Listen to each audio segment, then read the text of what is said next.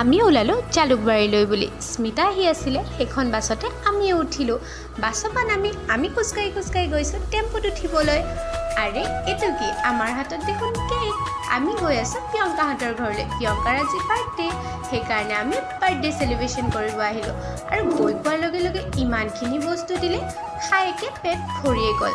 এতিয়া তাই গিফ্ট খুলি আছে। টকচাই দিলে এটা পুতলাটো পাই খুব ফূৰ্তি।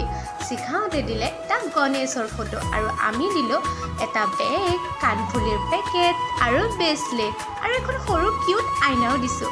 স্মিতাই দিলে এটা ফূৰ্তি আৰু এটা কেক, কিউট ছোৱালীৰ কাৰণে কিউট গিফ্ট। তাৰপিছত আমি কেক কাটিলোঁ আৰু ভাত খাবলৈ বহিলোঁ।